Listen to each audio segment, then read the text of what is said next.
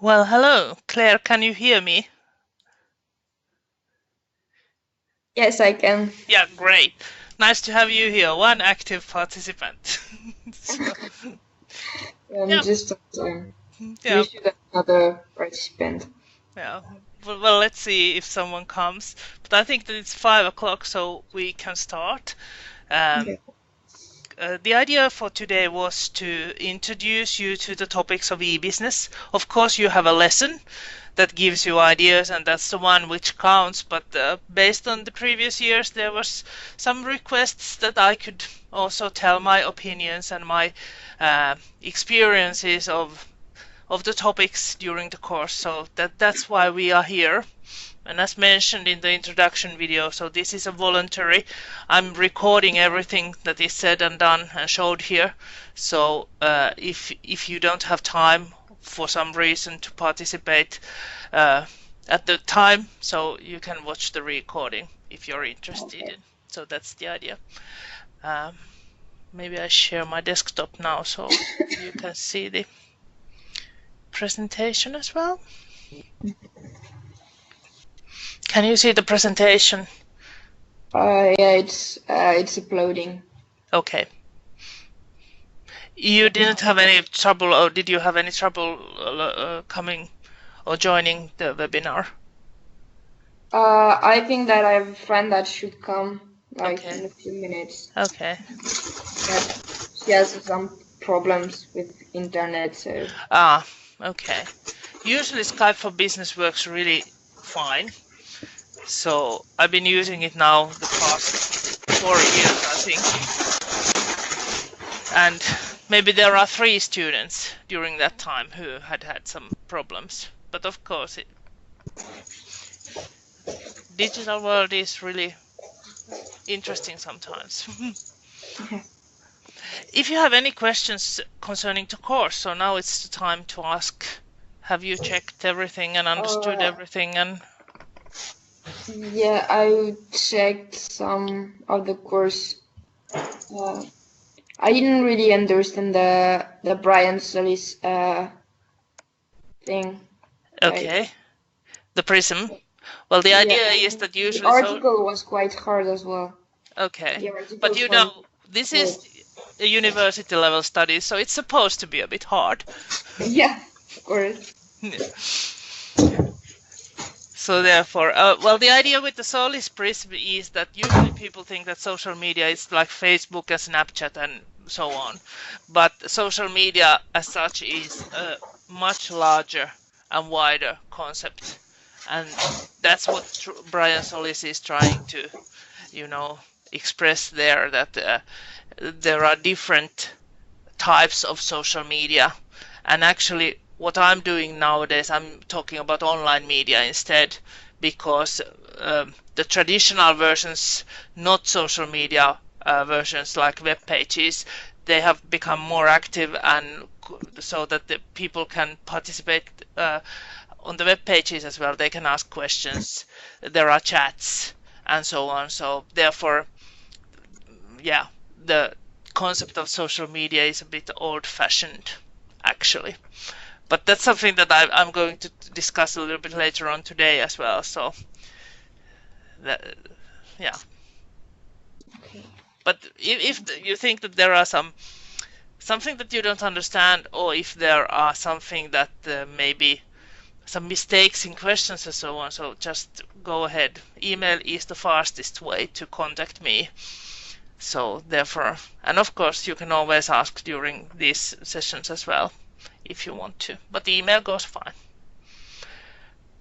But yeah, today's topic was introduction to e-business, and as mentioned, the lesson goes also through the whole thing a bit more thoroughly than I do, but maybe I have a little bit other aspect here.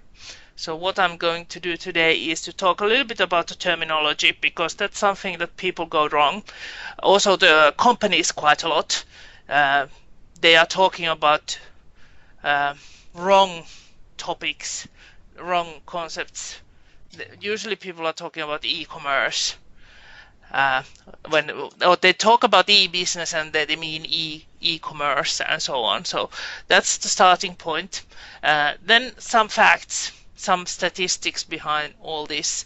Why talking about e-business, e-commerce, social media marketing, digital marketing as such is very important, and also showing that it's not, there are troubles among companies at the moment as well. The third part of today is about challenges. What are the current challenges inside companies, inside the digital world, and so on. And then a couple of words about the future as well. What the future for e-business will be, and what maybe are some things that will happen there. So that is what I'm going to go through today. If you have any questions, so feel free to interrupt if you don't understand something that I'm saying, so go ahead. But yeah, terminology. I had a picture like this. To start with e-business, it's the, you know, it's the widest term. It's the head term for everything. It includes e-commerce, it includes e-marketing, and so on. So e-business includes everything that happens inside the company, outside the company, towards customers, towards personnel, and so on. So intranet, for instance, which is very common in many companies, that you have some sort of internal system, that's part of e-business. If you have some invoicing system for personnel's travels, that's something that is e-business as such, even though you don't make money with it, but it has to do with the systems inside the company, of course, then outside the company. If you have a web shop, or if you are doing social media marketing, if you have online customer service or such, so that's also part of e-business. So you can even tell that e-business is everything that has to do with something digital in a company. And as I was mentioning, people usually when they talk about e-business, they mean e-commerce. So e-commerce is web shops. It's where you sell something, either services, products, and so on. So that's e-commerce. But there is also always the selling aspect in that. It's not about informing marketing or informing customers or suppliers and so on. It's merely selling process. So web shops and other selling sites belongs to e-commerce. Then of course there's e-marketing or digital marketing or online marketing. There are many terms, concepts for the same thing.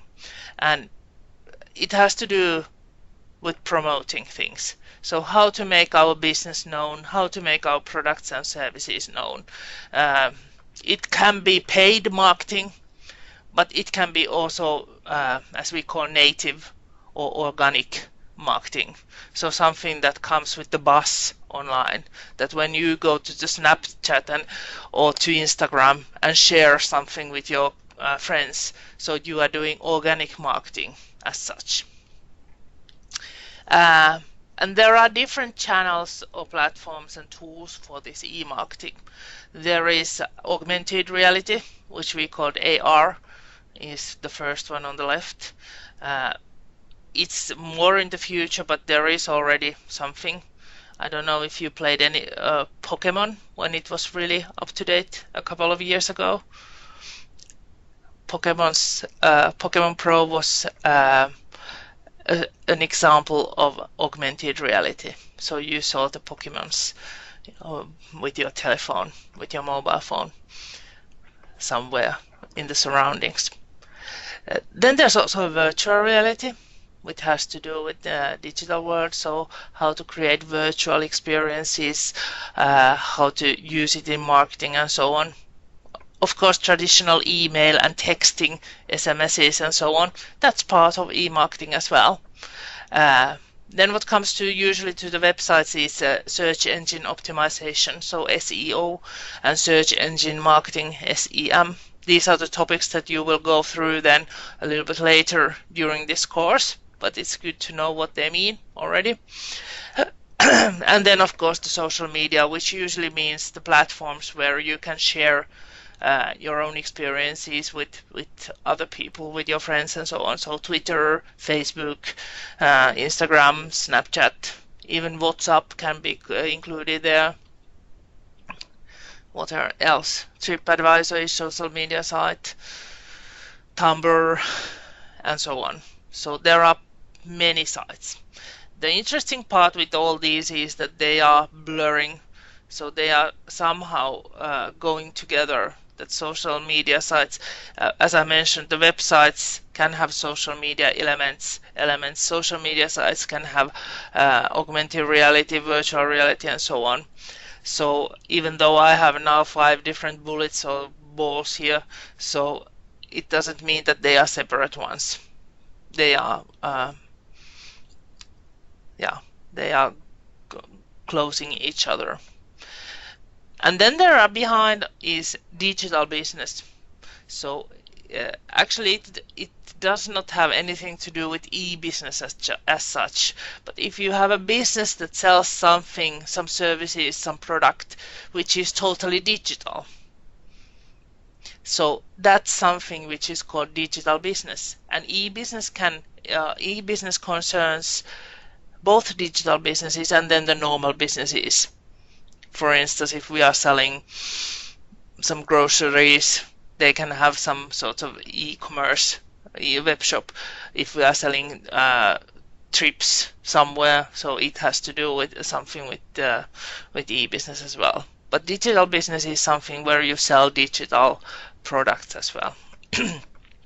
So these are the main concepts here. And now when you have gone through this course, I really do hope that you know what's the difference between e-business and e-commerce, at least, maybe e-marketing as well, and also have some ideas about this social media and social media sites, that what do they mean, and if it's so clear that it's just one kind of platforms and channels. So here on the next slide I actually have these more or less official definitions of these. So e-commerce has some commercial transaction, so selling something. E-business, as you see, is very wide concept. Selling, buying, customer service, customer relationship management, even customer experience management, collaboration with staff, with partners and so on, research, promotion, communication, human resources management, and so on. Includes supply chain management, as mentioned here, and business partners. So it's not only inside company, it's not only customers, but it's also the whole thing, which which concerns how we produce the product, how we deliver the product to the customer. So it's about the value creation, the value chain as such. And then social media, in the end, is more of a tool or a channel. So it's something that is used for promotion, but also for increasing the word of mouth and customer engagement. So why is it important to talk about e-business? Some facts and figures. And now you get lots of graphs and statistics here. But first there is some general pictures. Here you see from the year 2014 a prediction to year 2021. So you can see that the e-commerce worldwide is really growing. If we are now in 2.8 trillion US dollars, so it will double during the coming 3 years. And this is a prediction. If you see what it was 4 years ago, it was half of what it is now. So, you know, if it doubles every 4th year, so it's really expanding. And therefore it's important to know what e-business is and how you can handle it in the future. And since we are now talking about tourism digital marketing, or at least the unit, the campus that is producing this course is the tourism campus, and I'm a tourism teacher, so I've got to take this tourism point of view as well. So what happens to e-travel then? If this was for the whole e-commerce, so in e-travel, we can see that there is happening the same thing. It's even more expanding more than the regular e-commerce here. And there were also the mobility services that when you're online or when you're on travel, what's happening? You are using map applications. You can use some sort of application for finding food and so on. So it's really, really expanding. So it's even more important for tourism business, tourism and hospitality and travel business than it's for normal business. But for all businesses, it's really uttermost important. And that's why we have this course as well. So one more slide about the travel business. Why we are talking so much about e-commerce. If you go to Google and write e-business, so most of the hits that you get are about e-commerce. And the reason for that is that it's the most visible sign. It's also that e-business as a concept is in a way quite new. We've been having e-commerce, we've been having these web shops really long time, but then when we make e-business more of a strategical point or perspective to company, so you don't find so much information about that. And you can also see here that when we talk about online travel market, so there are web shops that rule the business. There is Expedia.com travel agency, Booking.com, a site for booking, Airbnb. Well, it's a social media site as such, but it's also an e-commerce site. So most of these that are mentioned here, they are e-commerce sites. So how can we then get like TripAdvisor here, which is more like a social media site? Well, nowadays there's e-commerce aspect there as well, but still.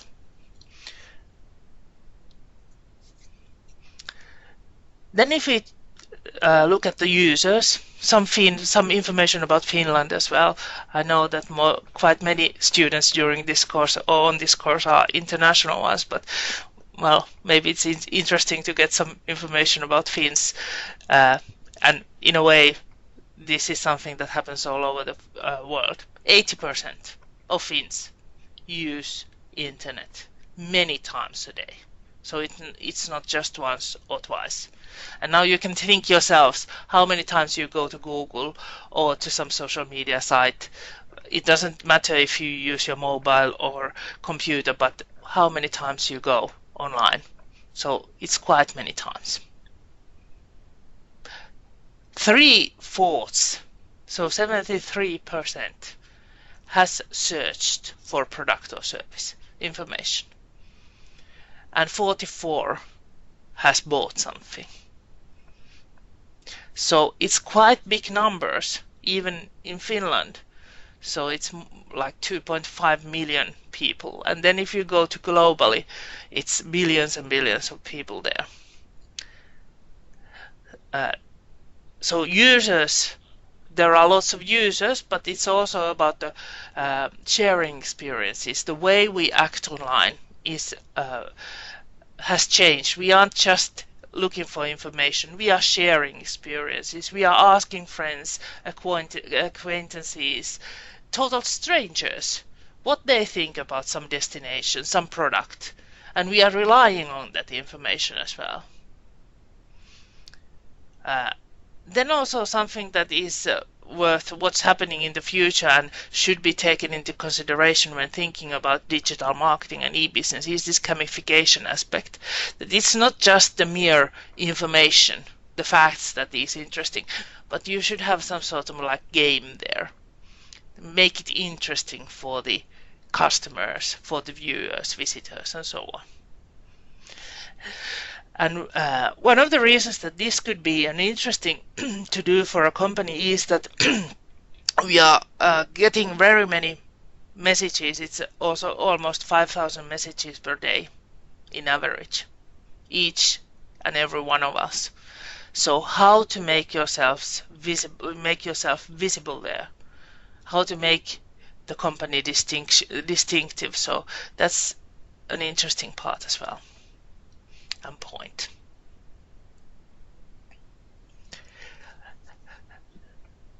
Then also to mention that it's not only that when you are creating a web shop or thinking about your social media. So of course sometimes it's good to be local. That okay, my customers are just Finns around the area. So that's something that then we have Finnish language and we are selling to Finns and we think that okay, the customer is a Finn. But in the most cases nowadays, when we talk about marketplaces, web shops, services, even marketing, it's global. And that's something that then should be taken into consideration with the contents. There are cultural differences, but also with the language as well. And here you can see that how the purchase is around the world. So, yeah, in Europe, we are buying from China. And we are buying from States as well, Amazon.com and so on, even though they nowadays have the local sites for Europe as well. Only North America is the part where they are more local, but it's even half of them or almost half of them that are buying outside as well. So again, one point to take into consideration when planning digital marketing or e-business as such. Okay. So when we are global and we are using internet, what are we looking for there? Here are some statistics about, well, there's looked up product information and clicked an email and so on. And now I've got to go. Sorry, just making this a little bit smaller to see. Yeah, the biggest dark blue one is about travel. So 63% of, okay, sorry, back. 63% of those who are buying some sort of travel related products are looking up the information. 52 compare prices, 46 search for deals, and so on. And what is in a way funny is that the only place where travel related products come last or divided last place is this liked, tweeted, commented on a product or store on social media, because 8% is groceries. And in a way this is something that you can then maybe doubt if this is true. This is based on the Nielsen's connected commerce report. So I don't know, I couldn't find any other site where it would have told about travel related products, but in a way if we think about TripAdvisor and so on, so I think that the amount, the percentage should be bigger in this case. But you know, we are living with the statistics, and anyway it's really important part of travel related businesses as well. As for the others, so here's beauty and personal care products and fresh groceries and so on. So all of them, people are using internet and online for information search and also sharing their experiences and buying things. So yeah. One more, there are a couple of more graphs here, then it will be finished this part. Is that this is Smart Insights research, and they asked that what are the best ways to improve digital marketing effectiveness. And yes, the most important was planning, analytics, and continuous optimization. And that is one of the reasons that during this course we are talking about planning quite a lot, not the implementation. Because when you do the planning well, if you study all the parts, the implementation should be a piece of cake. You know what to do. It's not, but if you just start with the implementation without doing any planning, without knowing your customers, without knowing where you are, how your search engine optimization is doing, and what kind of contents your customers want and so on. So it's kind of a lottery. There is someone who wins million in a lottery, not every week, but quite often as well. But yeah, it's still a lottery if you want to make profit. So start with planning. And this research is something that proves that one, that most of the companies think that well planned is half done.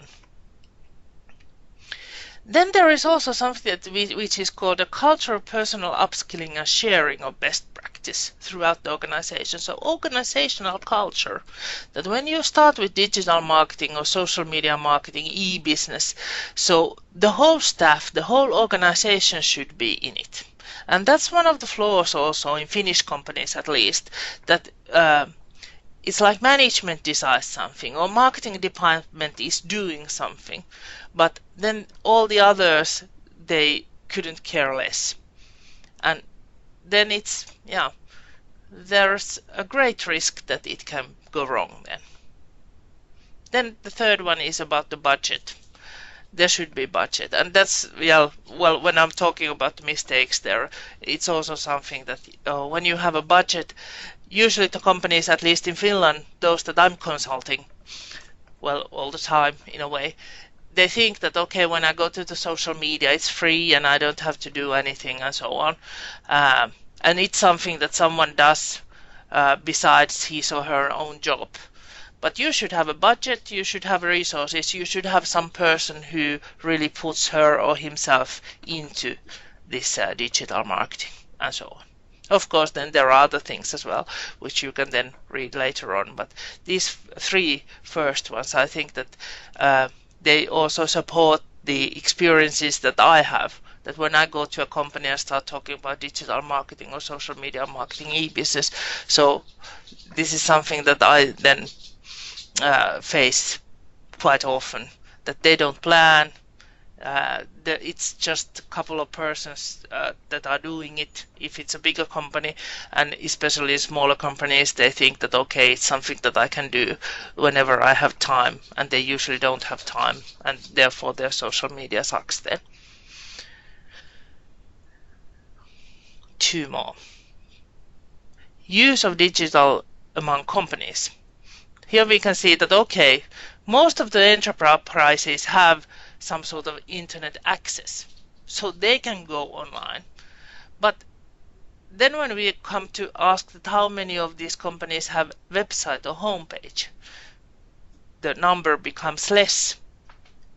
For all sectors, it's 75%. And of course, then there's the accommodation sector and tour operators, so they are higher. But when we have these smaller companies that create some sort of events and activities, so they probably don't have this, which isn't so good.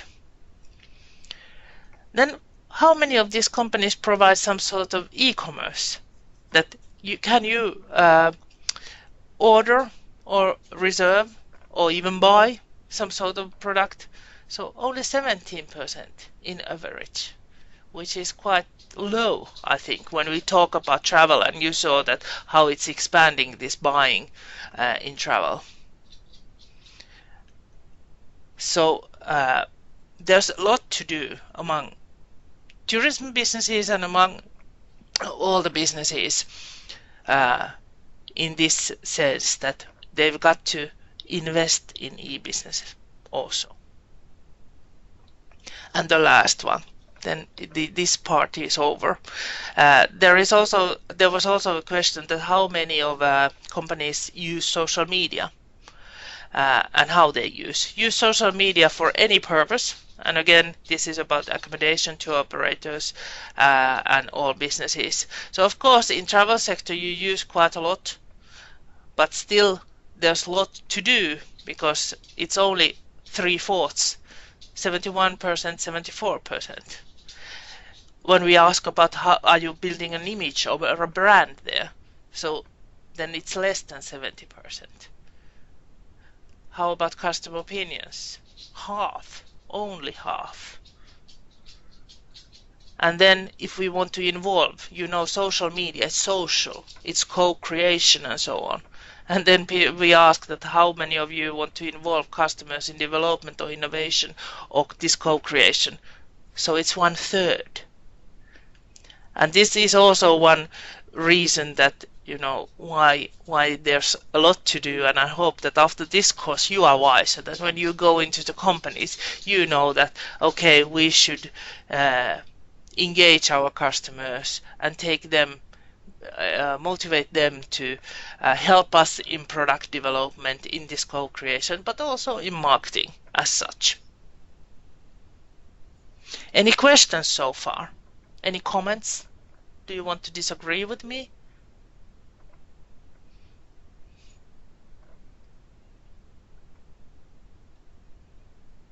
Nothing? No, I think it's fine. I don't have any questions. Okay. I, Do you want to say something? Do you want to? Do you have a comment about this? Do you think that this sounds? Is this true? Or is yeah, this? Yeah. it sounds true to me. I think it's interesting that the travel part of the whole digital thing is more expanding than the normal sales stuff, like the e-sales, because I haven't heard about that. And if you look into like newspapers and everything, they just present the sales part and not the travel part. Yeah. And that was quite interesting part for me, because really I haven't heard about this yet. Yeah. So feel free to interrupt if you have something, if you think that something that I say is totally wrong, or if my slides are wrong, because you see that I have tried to gather information from other sources as well, and then trying to also reflect it to my own experiences. So please feel free, because I rather have discussion than some sort of lecture, even though this is called a lecture now. But it's really good to have a discussion, because then I know that you are also listening to me. Mm-hmm. Okay, Yeah. but will it continue like that? Will it always cover the travel part too, like the e-travel stuff as you mentioned before? Will the course always cover that, or is it just the beginning? Well, the idea is that this is because it's our tourism campus or travel campus that is organizing this digital marketing course. But in a way, if you think about services as such, so was this a question that is it always the travel part, or is there other parts as well? Sorry, one more time. Yeah. Yeah, it was just a question, because it's the first course I have here where the travel part is covered. Because I'm also doing the social media marketing and everything, the e-business course, and there was never the travel part covered. And also when I did my assignments for e-business, I only found like e-business, the e-sales sector, and now that's why I'm asking why I'm this trying part. to go. That's one of the ideas that, of course, in lessons there is also some travel-related ideas, but I'm also trying to give you the travel part or the tourism part here in my lectures, because that's my speciality as such. It's the business that I've been working with. So, in a way, but if you have some sort of other topic, if you are interested in, for instance, programming and selling applications, so I think that you can apply all the information during this course towards that, because it's selling services, it's selling products, so most of the basics are the same for everything. Okay, Yeah. good. So don't worry about that. But of course, because it's in a way, it's funny that it's not said in a course description that this is for a tourism course, because this was created before my time also, but in a way it should be somehow mentioned there as well. But in a way it doesn't matter, because I think that it's quite general, all of the things. Of course, as I said, it's the first time that I hear about it, and now it sounds super interesting for me. So I'm fine with that, really. Yeah. I'm Okay, great. About this part too. I was just thinking that if you're not interested, so just close your ears during that time. That I tried to show it to you, but in a way it's quite general. And my background is that I'm trying to consult different companies, small companies especially, from different areas as well, mostly tourism, but then there are others selling different kinds of products and services, and the problems are all the same in each and every one of them. The product is a little bit different, but the problems are the same. Okay. Yeah. Okay. Then some challenges. I mentioned some of them already. But when we talk about e-business, so in general, the biggest challenge for everything, especially for the e-commerce, are the lost purchases.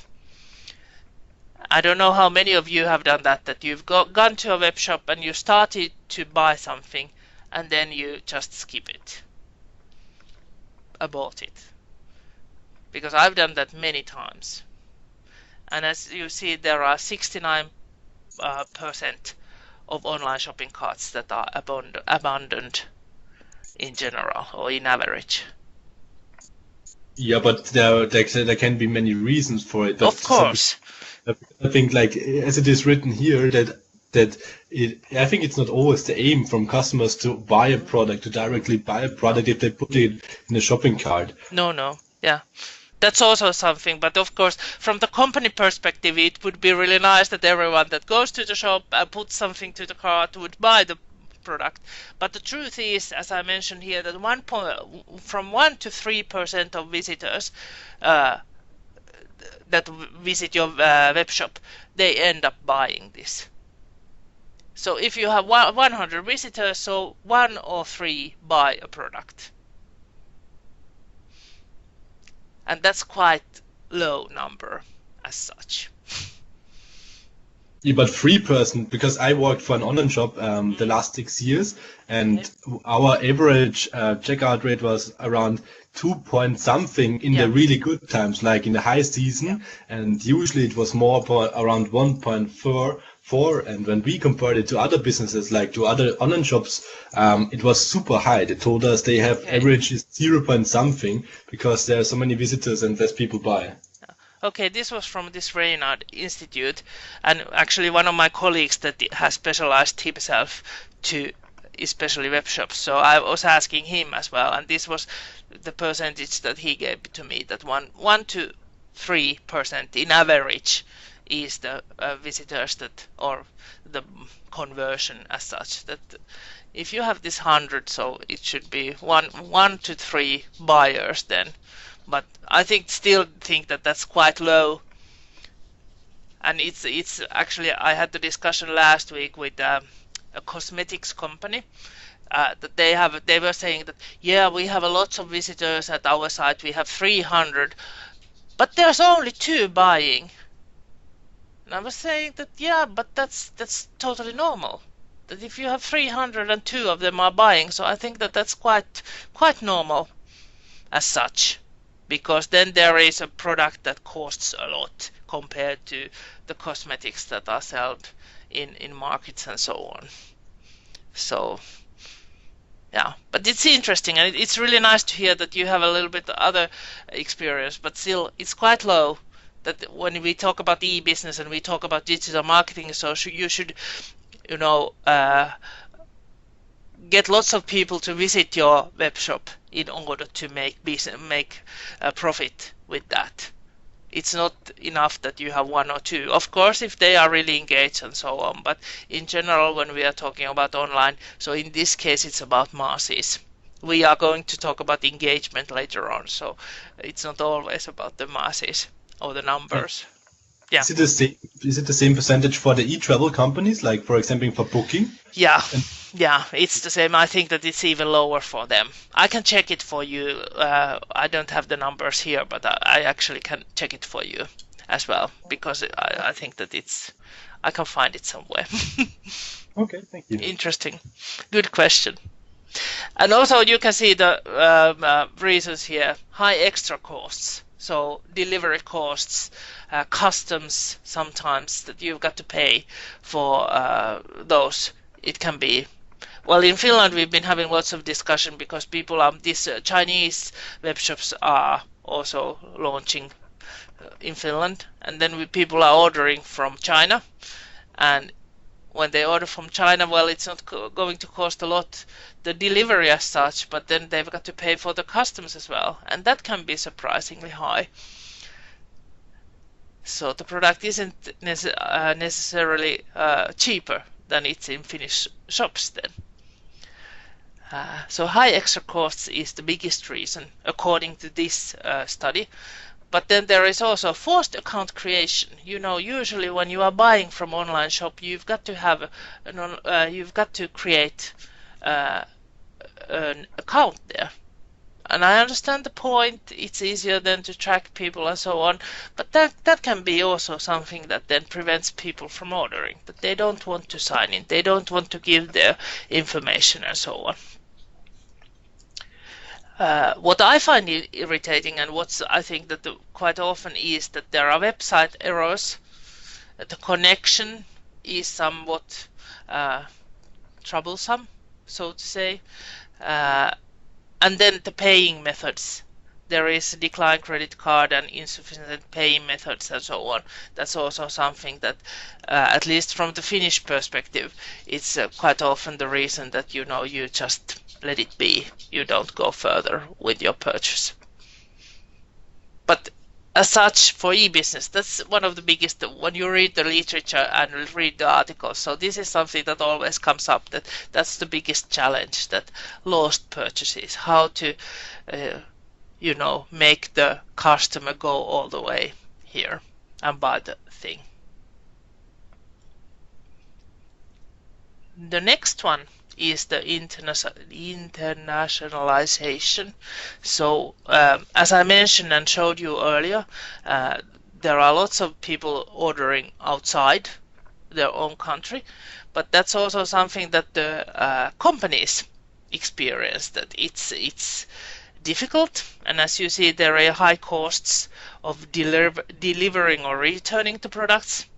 If you have international customers, of course, it costs a little bit more, and then how are you going to get the returns back and so on. Of course, lack of knowledge of foreign languages, that's something that comes up later on in my presentation as well, that you've got to know the languages. That's in Finnish travel business, that's one of the problems, that even though they can be very savvy in digital world as such, but when what comes to the then language versions, the international customers, they might have it only in Finnish, their web pages, for instance, and social media sites, or then English can be just the address or something like that, and that's of course the problem.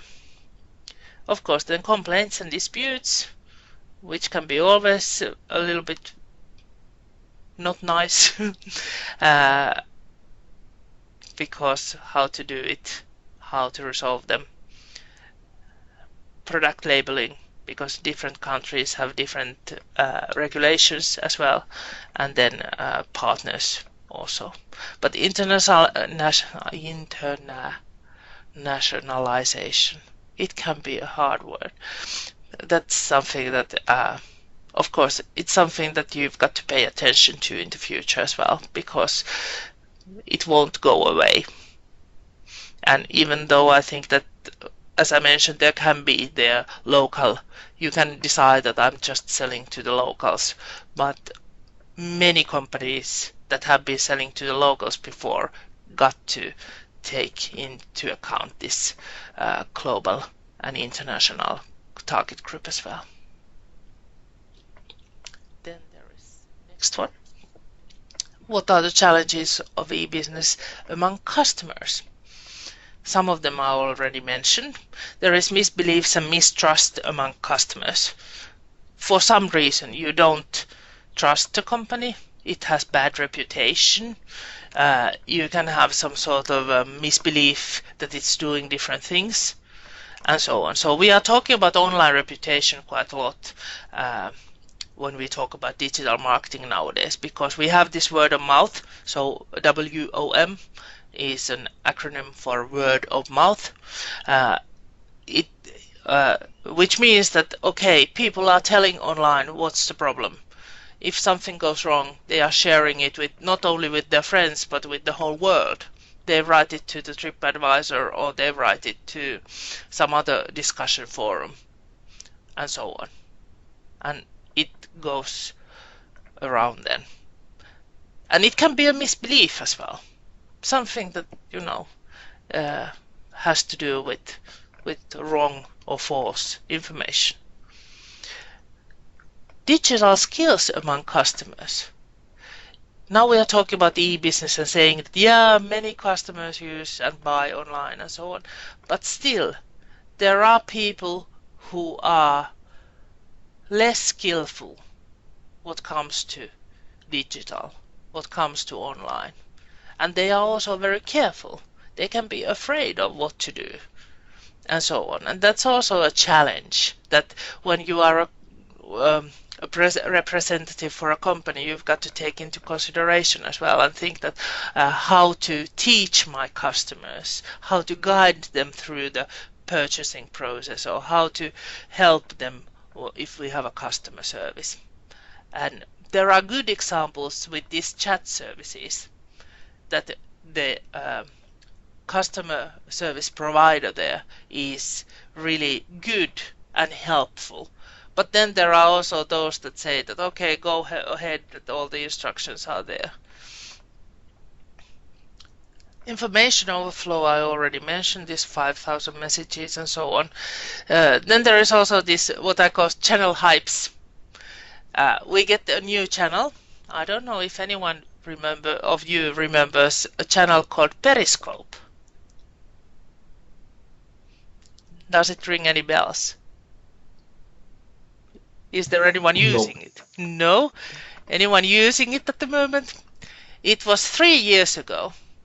Periscope was really hot. And everyone was using Periscope. Almost all ages as well. And then it died away. And there were many companies in Finland who were investing in Periscope. They were doing content to Periscope. But it's not long lasting. Of course, you've got to take into consideration, and you've got to think that, okay, now we have this new channel. Is it for me? Should I try something, or should I go, all in there?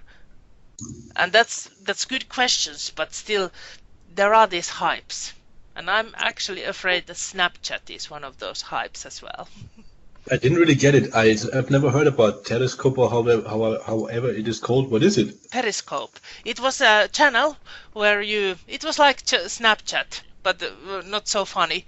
You could provide videos there. You could do your own videos and anyone could watch them. And they were there to only 24 hours a day. It was, it was more or less like Snapchat, but it wasn't so funny that you couldn't add any, these filters and so on there. Was it a Finnish application? No, it was international. I don't remember which country it was from, but it was international. Okay.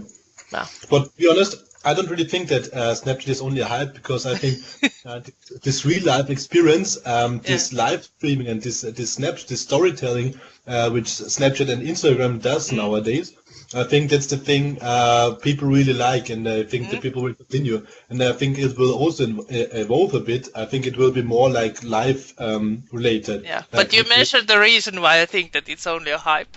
But I hope I'm wrong, so don't take...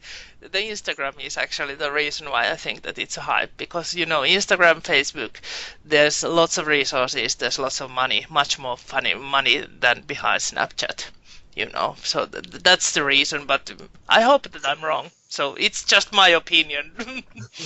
Okay. Then the last one, with caps, there's a purpose for that, is the engagement. When you are a marketer nowadays, and that's something also that comes up during the lessons, during the course several times, is the engagement. That nowadays it's not only about the number of likes and number of visitors and so on, but you should get engaged customers who like your posts, who share them, who comment them, who are willing to give their own contribution to your websites, to your social media sites and so on. And how to get that kind of engaged customers, that's a challenge, because we have so much, it has to do with this information overflow. We have so much information and so many posts to pay attention to, that how can we engage our customers, how can we get them connected to us in a more deeper way? So that's the challenge it's among customers, but it's a challenge for company as well, because I know that I've been liking several companies and following several of them, and actually once I have done it in the past, I haven't paid any attention to them later on. So it's just like the mass, it goes by. if there isn't any interesting post or like that. But what's then an interesting post? That's another good question. So engagement as such. Then there is a slide about challenges among companies. And now we talked about customers. So in a way, these are now answering the if the challenges are among customers, so these are also the other side of the coin. Of course, the marketing, how to get yourself visible online, multi-channeling, using several channels, the magical acronym SEO, search engine optimization. So how to make your company become first in the searches. If you go to Google and write Education Finland, so how can you make Haaga-Helia come first there in all these searches? It's not about the name, it's about these keywords and so on. That's one of the biggest challenges, because again, there's the mass of other companies doing the same thing. I was talking about culture. Company attitudes is a big challenge. Even in bigger companies, it's not only about the small companies. Changes, innovations, and development. Yeah, as we were talking about these hypes, channel hypes. That's one of the things as well. That when you're a company representative, you cannot go with everything new, or you can go with small investment, but maybe not the all-in type of way. I have always Snapchat is a good example, because at least in Finland it's younger people who are using it. It's only few of us older ladies using it as such. And I'm consulting a florist, and they were telling me a couple of years ago, a year ago, that okay, he's heard about this good new social media channel called Snapchat, that he wants to be in it and make marketing there and so on. And I was then thinking, okay, nice to know, but if you think your customers, they are these middle-aged ladies mostly, and I doubt if they are in Snapchat. So why would you do that?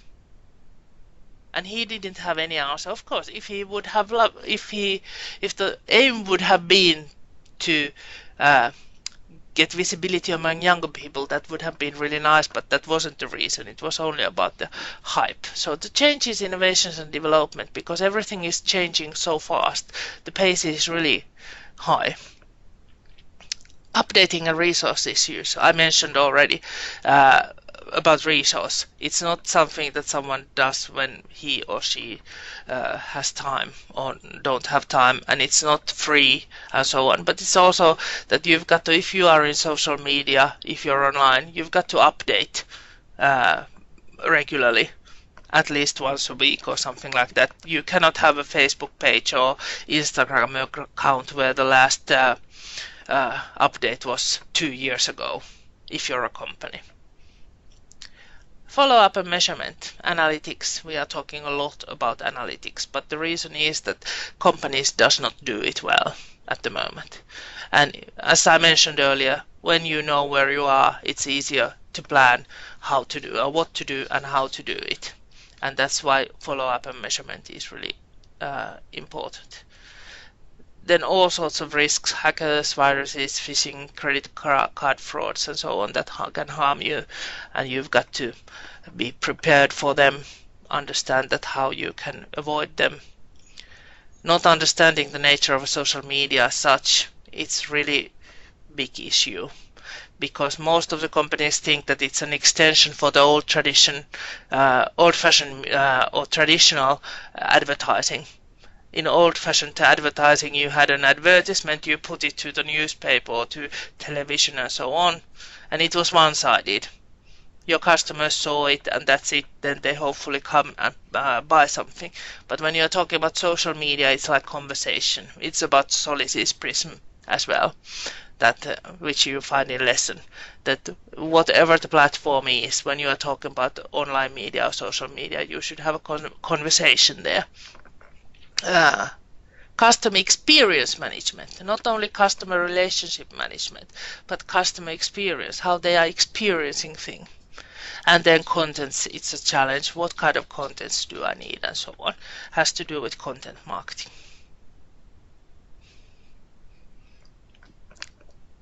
Anything so far? Okay. The last part is here. It's about the future, some ideas of future.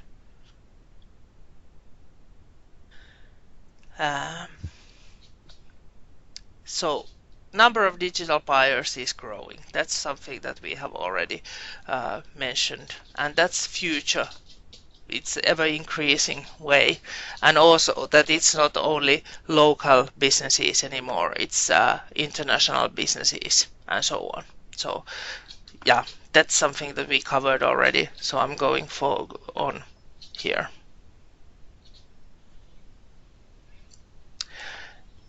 Couple of points of, again, travel related ideas. What kind of customers do we have in future? It's not only about age, and it's not only about gender, even though those can be really good indicators some ways.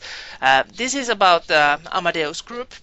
I don't know if you know what Amadeus is. Tourism students usually know. Amadeus is the biggest tourism technology company in world.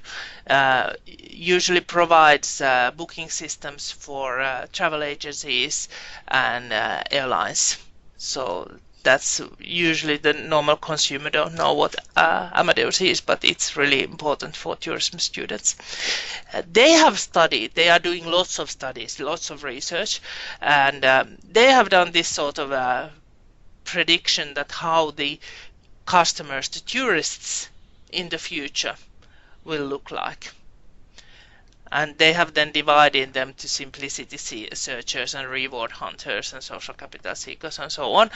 And then also made the variables that what kind of experiences they want, starting from the below to upwards.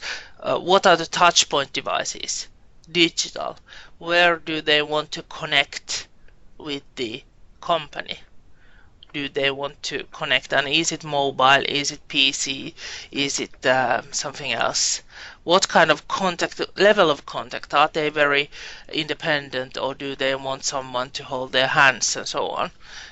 What kind of purchasing experience they want, and personalization, and also influence. Opportunity to influence is the first one up here. And why I took this, first of all, of course, for tourism, it's important. It's something that, you know, we are using nowadays, trying to figure out that what kind of customers we have in the future and how they behave online and so on. But also to show you that whatever business you are, you can describe your customers other ways than the traditional segmentation ways, by, and especially when we are talking about digital, trying to describe them like how they are using online and when they are using and what kind of purchasing, how they are doing purchasing and so on, as was done here. So this gives a good idea that how should I then sell to social capital seekers. So I want very high degree of personalization. I want tailor-made products, which means that there is, from the company perspective, there is very high initiative. They are putting some effort to make this personalized product as well. They want to purchase, in a way, it's good that there's a bundle, there's a package, but they want to have an opportunity or possibility to then buy separately some extras there as well. Very high level of content, so no web shop that go there and buy yourself. They are more like social capital seekers, that they want this personal customer service. It can happen online, but still it's not a self-service as such. And touchpoint devices, any, so they can use PC, they can use mobile, it can be face-to-face even, and so on. So just an example that how to use this sort of table, and now what you could do if you are doing the digital marketing plan, you can then think that how to describe our customers and their buying behavior, not just their features, but the buying behavior and their values and so on, which nowadays is even more important from the marketing perspective than these traditional demographics and so on. You can also find here then ideas that how to do the digital marketing, as I tried to explain earlier.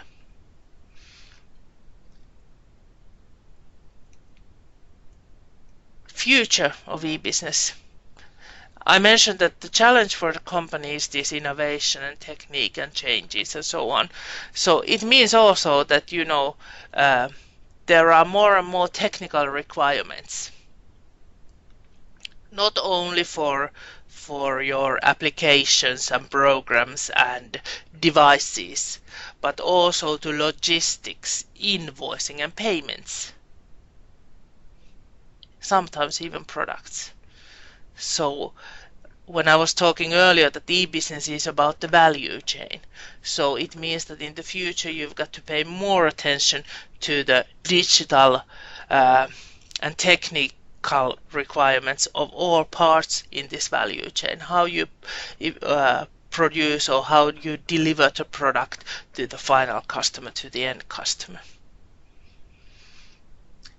When we are talking about e-business, there is something that is very hot potato at the moment, is automation. So we have programs that can automatically tell you what to do in your e-business. It has to do with follow-up and measurement sometimes, but also that they can provide information to the customer and send messages and so on. So the bigger the company is, the more automation they are using at the moment. And it has to do with the artificial intelligence. So the companies or the program that they are using is also learning by itself. And mobile is something that is very up to date already now. It's not the future anymore. But we have these magical words here, or letters AR and VR. So augmented reality and virtual reality. They are becoming more and more. But just a short question. Yeah, of course. You mentioned that just the big companies are using artificial intelligence. Yeah. Do you think it might be a threat for smaller companies to go? They will be too ways more behind. They can't keep up with the big companies because they have the artificial AI to learn and everything, and they get like out challenged, or they can get. Yeah, I hope you know what I mean. Yeah, that's a risk, of course, but in a way I think that also in smaller companies it's more tailor-made products usually. And then they also have the possibility to join these bigger platforms like Amazon, depending on the product that you are now selling. But for travel companies in Finland or in general, so in a way you don't have to have your own web shop. You don't have to do your own automation there. You can join Booking.com. And they have their own systems, and you can get just reports each, not week, but each month and so on. If you are selling some sort of other product, so there's Amazon, for instance, which is a good platform, and again they have their own systems there. So the answer is yes and no. There is a risk, but there are also possibilities and alternatives that you don't have to do it yourself, but you can then use some others as well. But because you mentioned, for example, Amazon and for example, Booking, whatever, I think, isn't it like that the big companies buy the smaller companies if they create enough revenue? Because, for example, Amazon started buying resellers, so they can. That's why Amazon sells so many products on himself now, on own now, because they have all the experience and all the data what the Amazon sellers sold, so it's quite easy for them to enter the business. That's a good question. Well, I was actually thinking that if I have a cottage here in Finland and I'm then trying to hire it or sell it to tourists from Germany, for instance, so it would be really nice to have it in Booking.com, who takes care of all the money issues and so on. And I doubt that Booking.com would buy my cottage by the lake here. But it's a good question because I didn't think it from that perspective. And actually, I don't have any answer to that one at the moment. So, yeah, it's Okay. possible. Yeah, but it depends on the product as well. So, yeah. Yeah, of course. As I said, if it creates enough revenue, I think just a cottage won't True. be enough. But for example, if it's Booking might be big enough to buy a hotel chain, for example, because they know they performed well, like in the past, because they saw all the bookings, and they know if they buy the company, they might like renew them or do some updates, and then they might perform well again. So that's what I thought. Yeah, Because they have all the data. Sure. Yeah, I was thinking even smaller companies, so therefore, you surprised me with the questions. Yeah, because I was thinking that when you were talking about small companies, so in Finland we have these, bed and breakfast and especially these cottages that people are hiring by the lake, and then we are selling them globally and so on. So I was thinking that, maybe Booking wouldn't buy those, even though they would be performing well because it's still so small. But if we are talking about hotel chain, right, that's a good idea. And of course in Amazon, if you have a good product and you are making good profit with it, so it might happen that Amazon would be interested in it, but still it needs a good revenue. Yeah, of course. Yeah, it's not. Then again, what's a good revenue? What can be a good revenue for me or for that small hotel chain? It might be still peanuts for Booking.com. Don't know, but good point. Thank you. Then I have something here as well about the future of e-business. Something which is called geotargeting, how do you pronounce it? So location-based services and solutions. You probably have noticed that quite many web pages, quite many applications ask them, can they use your GPS. So if you use it in mobile, they know where you are, and then they adapt it. You can have different languages and different time zones and so on based on this, that they know where you are. And especially in map applications, they really know where you are, which in a way is easy, but sometimes I think that it's scaring because how much information they know about you, where you are going around and so on. But for e-business purposes, it's a challenge because then, for instance, if you go to Haga campus, you could send a message from our cafe, our restaurant there that, hey, today we have this and come and join us. That lunch is only, how much is the student lunch? 2 euros, 3 euros. So lunch is only this, and today we have pasta carbonara and apple pie, come and join us. So that's something that instead of this general marketing with the geo-targeting, with the location-based solutions, you can do that you target it to the people that are nearby.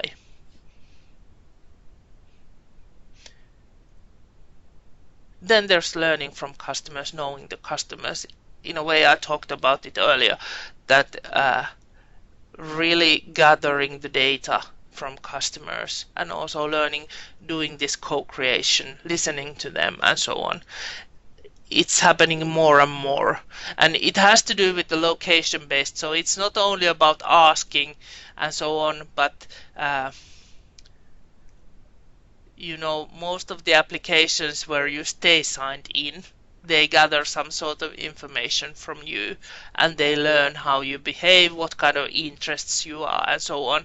And maybe you have noticed that you get certain type of suggestions and advertisements to your walls and feeds and so on. And that's learning from the customers as well.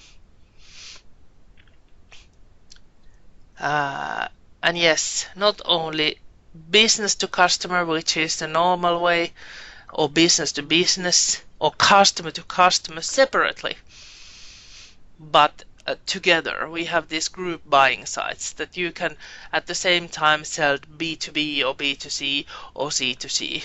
So that's something that will, when I was talking about this blurred marketplaces with the globalization idea, so it happens here also that the who the customer is, and that it's very specifically to the businesses or to the consumers. So it's not really clear in the future, or at least that's something that people are saying.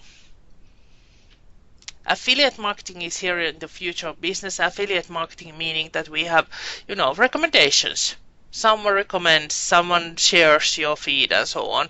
There are different ways. There is really professional way, but then there is this layman way of doing things. So affiliate means that you get some sort of paid when you, I don't know if you are active in some sort of sites that say that, okay, do you want to join the affiliate marketing, that if you are sharing the link, for instance, to some service, and then someone is clicking and joining the service, you get some sort of benefits for that.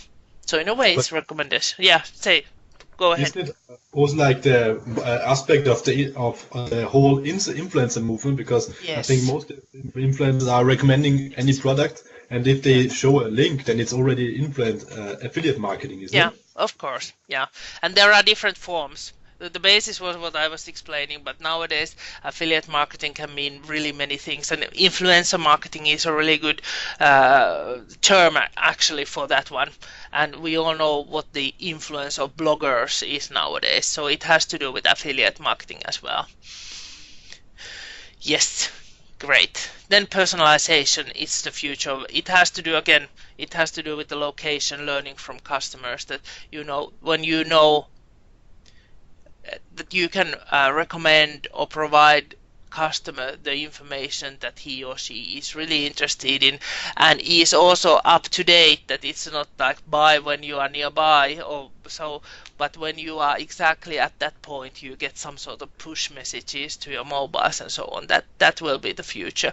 There is a mention about iBeacons, I think, on the next slide, because it has to do, yeah, it's more or less about the well, it's not only about travel, because I know that many supermarkets and shopping centers use these iBeacons. I don't know if you have faced any iBeacons or similar, that you go to a shopping center and then you get, in a way, advertisements. You get messages from the shopping center. Uh, Either that, hey, go there and there, or then you get some sort of advertisements that, hey, this is we have this sort of sales, and that there you can have a cup of coffee and a gingerbread with €3 and so on. I think that in Germany they are using this even more than in Finland.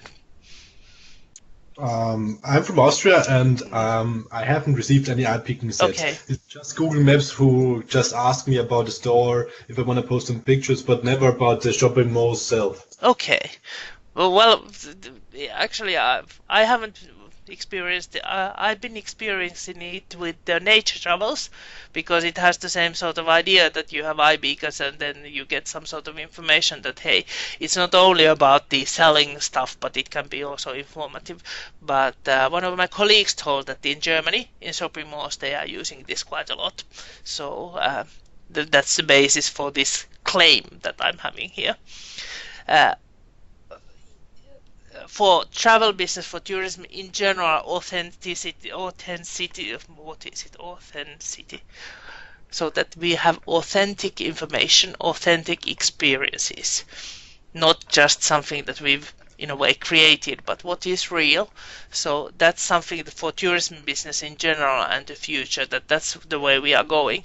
But it has to do with the e-business in that way. When we are talking about bloggers, it was a good, bridge to this, because the traditional way of bloggers is that, okay, I as a company invite a blogger here, and he or she writes a blog which tries to tell the best parts of my business. But the future is that we want to have the real experiences, the real material, maybe, something that happens at the moment, not only 2 weeks after the trip and so on. So it has to do with this snapshot and Instagram stories and so on, that more and more, and it has to do with YouTube as well, that people are doing these instant messages. I'm not talking about writing, but that you are providing your experiences as it happens, not afterwards. And that is something that when you are talking about future of e-business and trying to study that topic, so it comes up in many places that this is the change that is happening. Well, I because smart mobile in general, and it has to do with what I mentioned before, that when you have a mobile, so in a way it's a tracking device for you that all the companies know where you are and who you are and what you prefer and so on, and then they can then target their marketing and their products exactly to you based on your preferences. Then something that is also has to do with e-business, especially in tourism, is that nowadays we have lots of marketing and, as we saw, e-commerce, but trying to create online experiences and services during the trip. And I'm not meaning only sharing the information, but we could have, well, the example that I've been using here is the mobile guides that we have in our mobile. We can have this guiding route and we can go through it with our mobiles. We don't need a person anymore. And when we then extend this with augmented reality, then we have already experienced there that it's not only looking at the mobile map and then maybe some photos, and then there's, in the best cases, there is some sound telling you that okay, on the left you see this and on the right you see this, but then you can also see traditional persons going around in Helsinki or in a museum and so on. That's something that we already do, but it's going to be more and more in the future. So something that happens during the trip and something that we even pay for. Well, language versions. I mentioned about the language, at least in Finland. I don't know what the case is in other countries. I think that it's as bad as in Finland. When we talk about small companies, the problem is that they have just realized that, okay, this online thing is a really good thing, and social media, okay, you do that, and it's in Finnish. And still they aim for Russian customers, customers from Europe, Scandinavian customers, and then we should have something. And nowadays, at least in Finland, the big boom is Chinese customers. And you should have language versions as well. Of course, you should have someone speaking some other language in your company as well, not only Finnish. So that's in a way, it's not exactly e-business, but it has to do with this providing information and internationalization and so on. So that's one thing. Smart advertising. Have you noticed that some advertisements follow you? You've been visiting Zalando's pages and then you see the advertisement of the product you've been looking at everywhere online. Anyone recognizes this? Or some other product? Yeah, of course, all the time on Amazon and everything. Yeah. So that's yeah, sorry. Products of Google Ads. Sorry, one more time. I think the advertisement you mentioned is a kind of product of Google Ads. Because I already experienced working in a company, but a Japanese company. They have a similar kind of product like Google Ads, but they use, they track the cookies to follow the customer online. That's exactly it. It's already existing, so it's not. Most of these things that I'm mentioning, I actually held a lecture half a year ago. The topic was the future of tourism and or digital tourism and marketing. And I started the lecture with the question that is the future already here? And actually I was thinking that yeah, it is. Most of the things that I'm mentioning here, they are already exist and some of them are already used. But why I'm having it here in the slides is that the use of them is expanding in the future. It's getting more and more important. And that's by the way, I wonder, I mean, that kind of advertising, they are violent to private law or something? Not really, no. Yeah, I don't know. This is now the Finnish legislation and European legislation because we are having this new GDPR, the new regulation actually starting in May. So I actually know something about this. Giving your IP, because in Finland at least most of the web pages are asking that there is this, you've got to tick that we are using cookies, do you agree, and then you click OK, and you have given then the permission that okay, these can follow you now, these advertisements. But they cannot send you personal emails, that's against the law in Europe. Yeah. But if you don't click on the cookies or some website, they don't appear the announcement. True. Then you cannot visit the website. Tough luck. But not for you, but yeah, that's what happens. I know. Sorry. But isn't it just? It is not just Finnish law. I think it's a new EU law. Yeah, that's what I was telling that we are having this GDPR, but it's in GDPR as well. I've been listening now. One of our legislation teachers have been giving lessons to the company course that I'm coordinating. So I've been listening to these webinars from him, and he was telling. He was in a way telling students about this GDPR, and that's one of the things that if you click the cookie that it's okay. It's required that you should have that, and if the customer clicks that it's okay, so then it gives the company right to send this retargeting or following messages and advertisements, but they cannot send any direct emails to you, and this includes also all the messaging devices in social media, so they cannot send you a direct message in Instagram, Snapchat, Facebook, whatever you are using. So they can have it on your wall, but they cannot go to the messenger and send you a message that hey, you'll be visiting our site. That's illegal, at least in Europe.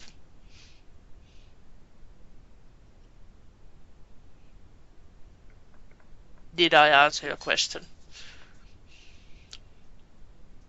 Oh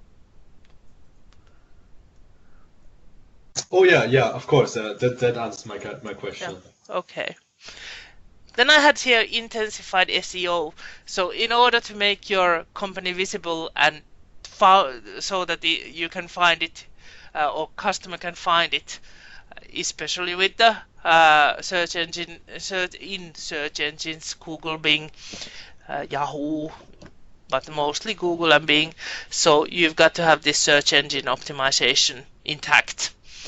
Have the right keywords, be active there, and so on. So even though it's now important, it's going to be even more and more important in the future due to this flow of messages and so on.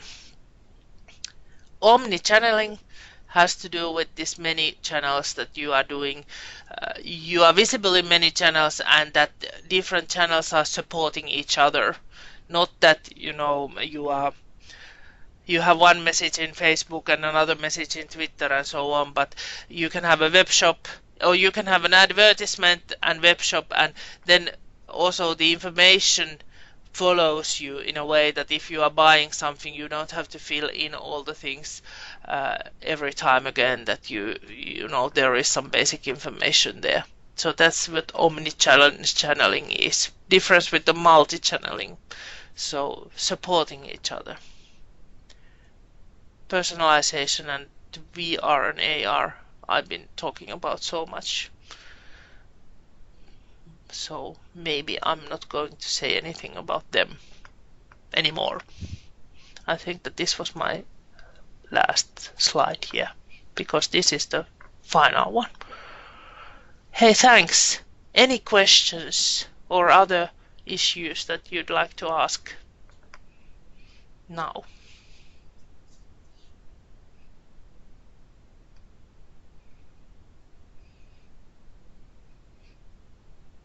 Did you get anything out of this?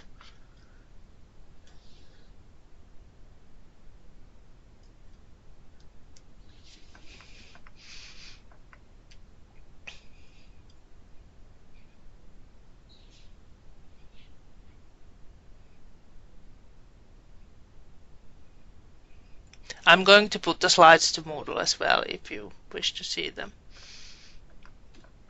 But this was all for me.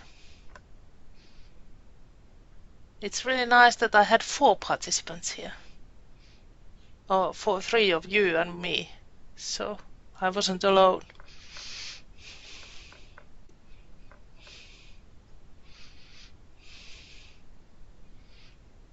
Anything else?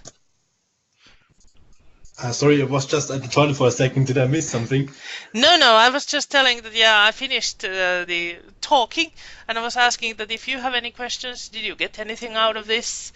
Do you have any other questions concerning the course? No, I'm fine. The only thing is, really, I would like to know how it is for the e-travel. What their rate would be, like their conversion rate. I will check that, because I cannot give you the answer right away. I That's the don't only know. way. Yeah, but I will check it. Yeah, you will Thank you. get it. Yeah. If you don't have anything else, so I'm just wishing you a nice evening. Yeah, thank you. Thank you. Bye. Thank you. Goodbye. Bye bye. Goodbye. Bye bye. Thank you.